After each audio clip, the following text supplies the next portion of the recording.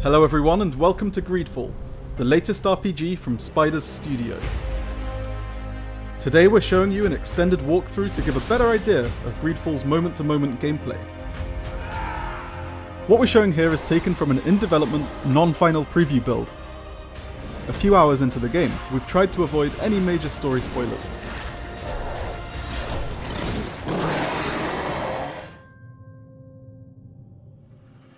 You start GreedFall on the old continent in the city of Serene, which is ravaged by a terrible disease known as the Malachor.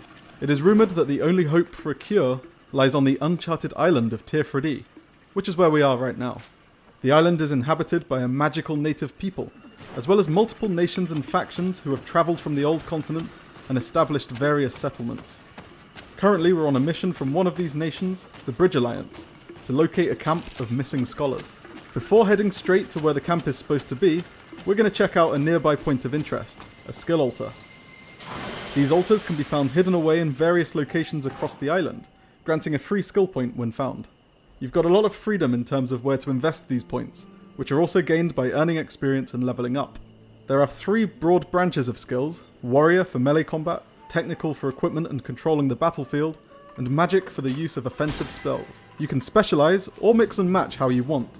For this run, we're going to go with a few points in traps, firearms and one-handed blades, but with a larger focus on magic use. You also have attributes, which impact and improve what you can use in battle, and talents, which mainly relate to skills outside of combat.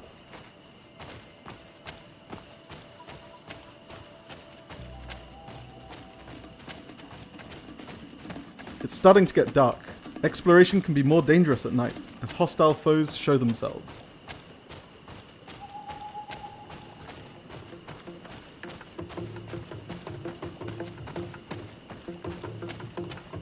We'd better find somewhere to set up camp nearby, although it looks like we'll have a small fight on our hands first. Looking at some of the UI elements at the top of the screen, we have our red health bar, blue mana bar, and yellow fury bar. Casting magic depletes our mana pretty quickly, which is why it's beneficial to put a few skill points into equipping melee weapons. This way, when out of mana or wanting to conserve it, you can switch to a different weapon when it naturally replenishes over time. As you can see, fights are in real time, with a mix of magic, close and long-ranged combat. There's also an optional tactical pause which we haven't shown yet, but we'll go into more detail later.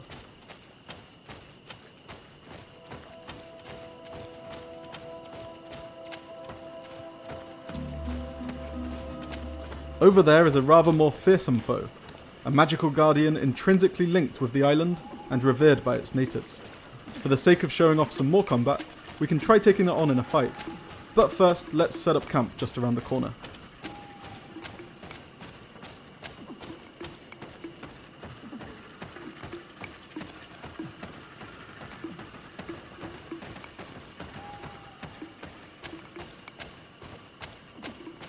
You'll often find campsite locations like this scattered around Tirfredi. Campsites aren't just used for resting. From here you can speak with and choose the party members to accompany you, with up to 2 at once. Let's stick with Kurt and Siora for now. Workbenches are available at any campsite. From here you can craft items such as consumables and equipment. You can also upgrade and customize your existing weapons and armor. For example, we can change the look of this doublet by altering the shoulders, strap and breastplate. As shown on the right, this also alters the stats, meaning you can really dig deep into the configuration of you and your party.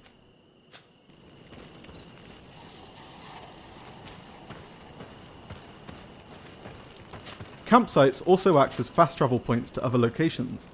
Let's take a quick look at the island map to give a better sense of the geography.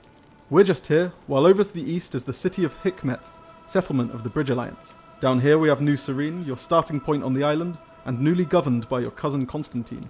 Over in the west is San Mateus, city of the fervently religious Teleme nation. During your adventure, you'll also come across several native settlements spread throughout Tirfredi.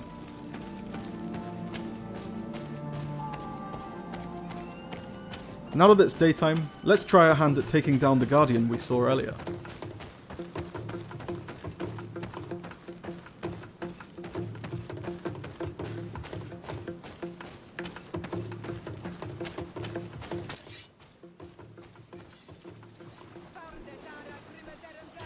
You might have noticed the shield icons over the HP bars, including that of our foe. These indicate your opponent's armor, which must be whittled away before you can start dealing significant damage. The Fury bar builds up by dealing damage to enemies, rewarding aggressive play.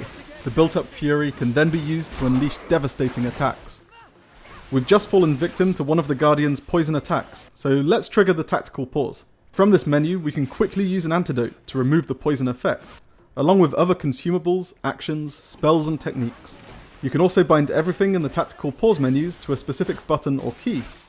This way it's easy to play combat entirely in real-time action, to take a more methodic, strategic approach, or a mix of both. Potions, healing magic from your allies, parrying and dodging are all important when it comes to staying alive during tougher battles. Note that with this build, quick dodges have been upgraded to lightning dashes, while we have a divine magic ring equipped. This is only possible thanks to our investment into magic skills.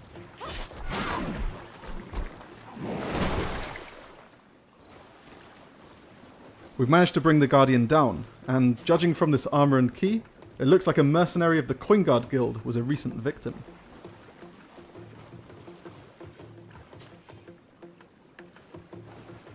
Right, let's get back to what we're here for and go look for the missing scholars.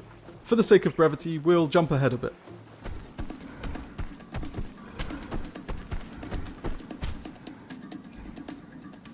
In GreedFall, you'll often have the option of a more stealthy approach. With careful sneaking past foes, you can sometimes avoid combat entirely.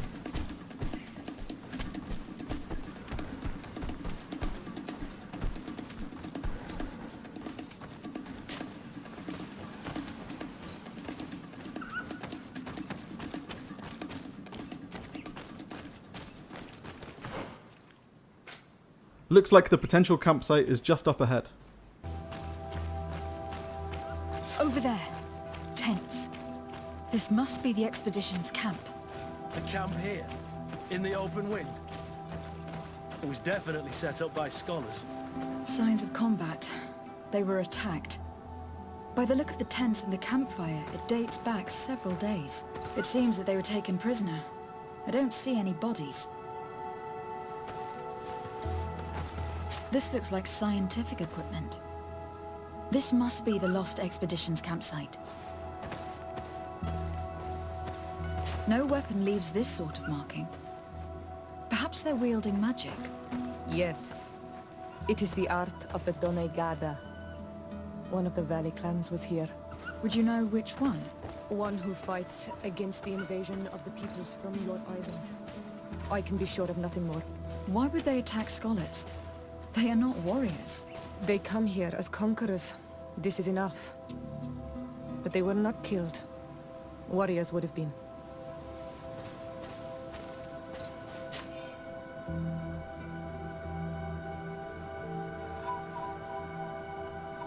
This looks like the journal of a naturalist. There are sketches of flora and fauna. There is no doubt. We are definitely on the trail of the Lost Expedition. It seems that one of the team kept a distance from the others. Let's see what we can discover. A trail of blood. That cannot be good.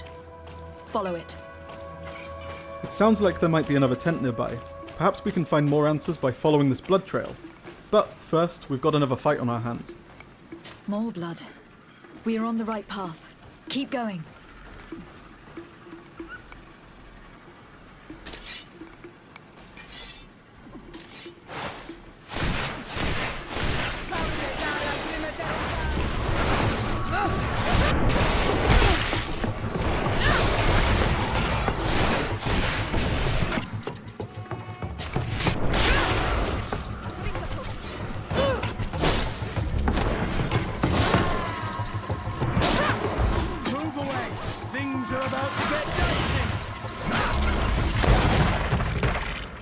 You can see here the advantage of having skill points across more than one branch. After running out of mana to unleash powerful spells, we can switch to our sword to ensure we're always able to deal out damage. A corpse. The clothes cannot be mistaken. It is a scholar of the Bridge Alliance. From the looks of him, I would say he has been dead for days, as we already thought. This isn't the woman whose journal we found. There is still a chance that she remains alive. This man traded his life for all the suffering of my people. He was only a scholar, a sage, not a warrior on the battlefield. Do you think my people see a difference when bridgemen steal our people from their beds? From who do you think all the clans hide dead children? This man was unarmed. And from the position of his body, I would say he was fleeing. It is not honor that motivates them. Maybe it was vengeance. I'll search the body. We might find something to help us understand.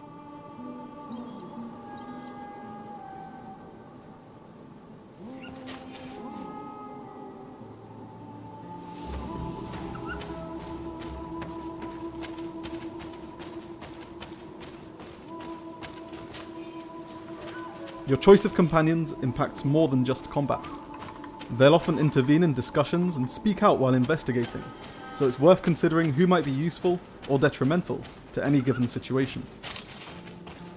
Here is the isolated camp mentioned in the journal. Everything is in order, but the inhabitants are no longer here. Its position would have allowed them to escape the attack.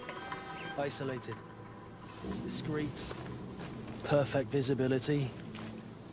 Great choice.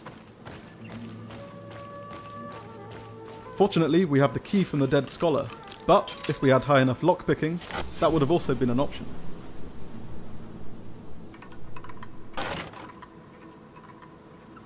It is a journal, that of a woman from the expedition, a certain Afra. She speaks of their research and relates here that she felt watched. She feared an attack was brewing. I believe she was right. The writing stops in mid-sentence. A woman with sharp eyes. They might have saved her life. We must follow the tracks of the attack. They will surely lead us to the party of intrepid scholars. This woman was right to fear the Donea Exregao. They must have followed this path coming from the swamp. This is where we should go if we want to find these lion scholars. It looks like our next stop is the swamp. Those are islanders. They might be from the clan that attacked the Bridger camp. That's possible. They look like trackers. But what are they tracking? New prey, no doubt. Let's get closer. From here, we can either openly approach and confront the natives, or sneak over and listen in to what they're saying from a distance. Farweden se lor quaisa. Esto gen nas quel se. Esrade da orgel amadred quaheluchnom. New siendad ne sunadet. Well, we don't know enough of the native Tirfridi language to make sense of what that was about, but now they're gone, let's look around for anything else that might help us.